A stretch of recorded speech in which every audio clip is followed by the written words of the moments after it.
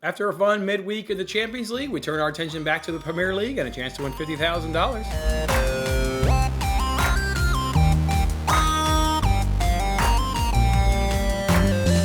Hey, what's going on, everyone? Jason Mattis, of course, the Winning Bets, hanging out with you guys on this episode. We're talking Premier League and Matchweek number 10, and a chance to win $50,000 over on the NBC Sports Predictor app. You guys know how it goes by now. They give you 5 games. You got to correctly predict 5 games with the result and the correct score to take home that $50,000. All season long, though, I'm giving away $25 to the winner of the Winning Bets League. If you need that league information, you can go ahead and get it from this video description, but it's pretty simple. Just have the most points at the end of each match week, and you can take home my $25. Let's take a look and see who won last week. Looks like we had a 2-way tie, so we'll be splitting the prize this week amongst 2 individuals with both having 28 points. So nice entry by both of them. Make sure you guys hit me up on Twitter. Drop me your PayPal information, and I'll go ahead and send you guys over the money. As for everybody else, we all start with 0 points this week. Good luck in taking my money. Of the 5 games they gave us, boy, I think they gave us a really couple of good ones, so let's just jump right on into it. The first match here is Brighton taking on Tottenham. I'm going to keep riding Brighton, right? At some point, Brighton is probably going to fall off, right? They're in the top 4 right now, and that's certainly not sustainable, I wouldn't think.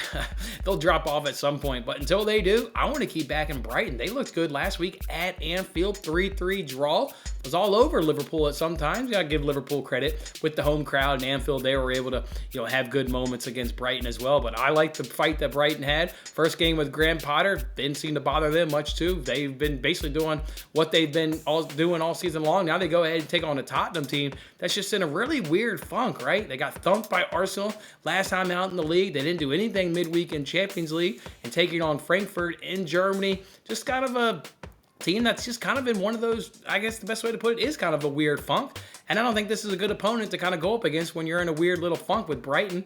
I don't think they tail off quite so yet. I think Tottenham can still be hit, and I think they can still give up some goals. So I like Brighton on this one.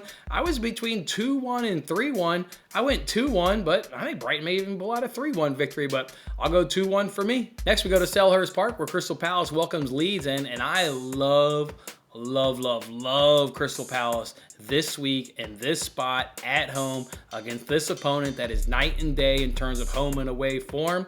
And now you're coming to Selhurst Park and taking on Crystal Palace. Look, a team that was right there with Chelsea last week. I mean, Gallagher had him a nice shot at the top of the box to go ahead and snatch up the 3 points there for Crystal Palace.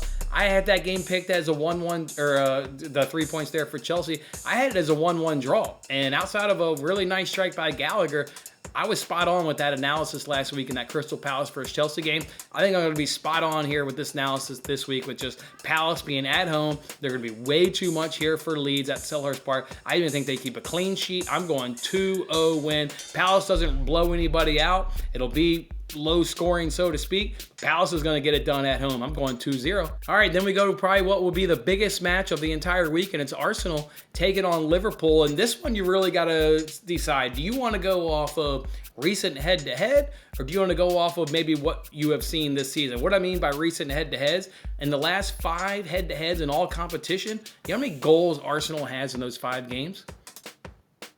0. They have 0 goals in the last 5 matches head-to-head up against Liverpool. Now, so that's what I'm saying. Are you going to look on the recent head-to-head, or are you going to look at more of what you've seen this season? Liverpool, I think, has been way up and down, way too inconsistent, and just hasn't been the Liverpool that we're accustomed to seeing over the last couple of seasons. Meanwhile, Arsenal, they've scored the 2nd most goals in the league. You can sit here and say, well, they haven't played all that many, good opponents, and the one opponent that they did play, they lost 3-1 to Manchester United. Well, they kind of caught Manchester United kind of at a bad time, and also they really just had a bad short little mini spell there where they were able to let Manchester United get a couple goals and walk away with a 3-1 win at Old Trafford. I didn't think Arsenal was as bad as what the score reflected.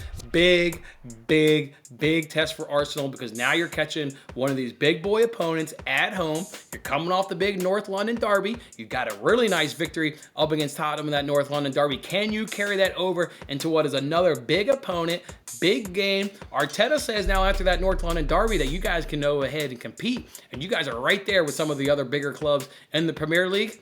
I think they can do it. I just don't know if they can snatch up the 3 points. I'm going 2-2 draw. I think both of these two teams are obviously scoring. It'll be back and forth. Lots of good attacking firepower on both of these squads. I'm going 2-2 draw at the Emirates. Over to Goodison Park now, where Everton's welcoming Manchester United. This one just screams classic Frank Lampard in terms of like how he's going to set up against a top 4, top 6 team. He's just going to pack it in, put 10 guys behind the ball, leave one up top. Most likely that'll be Gordon, and hope that Gordon can score on the break. Can he score on the break? I'm not sure he can go ahead and score up against this Manchester United team against the break. I mean, they're only going to get a couple chances, and will they be able to convert a couple of their chances? I just don't think they can. And the reason I think they're only going to get a couple chances is, again, they're just going to put so many men behind the ball. You kind of see that with Everton, with Frank Lampard, when they go up against these bigger clubs, is they want to concede possession and try and hit you on the counter. All right. I think, though, over the course of 90 minutes, United's going to have just enough quality to squeak out a 1-0 win.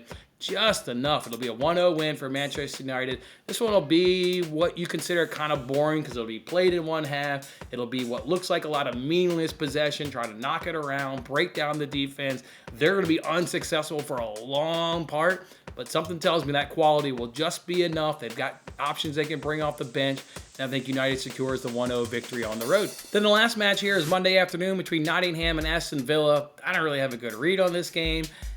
Nothing really excites me about this game. Nothing excites me with Villa's home and away form, Nottingham's home and away form. I'm not excited about this match at all. I think this one could be an absolute snooze fest. On Monday afternoon, I'm going 0-0 draw. 0-0 draw. I didn't see anything out of Villa. I haven't seen anything out of Nottingham lately that inspires me, gives me any confidence that these two teams, or one of these two teams, can get the 3 points. I think it is a draw, whether that's 1-1 or 0-0. I'm just going to go ahead and go 0-0. I do like, obviously, both goalkeepers for both of these two teams, and I look for both of them to keep a clean sheet. So 0-0 for me. All right, guys, and that's how we'll do it here on Match Week number 10. I wish you guys good luck on your picks. Win that $50,000, and we'll see you guys back here for Match Week number 11. That was a lot of fun. Don't forget to like, comment, subscribe, and good luck with your picks. If interested in placing real sports bets, then check out my latest daily free sports betting video in the bottom right corner. Otherwise, I'll see you on the next contest.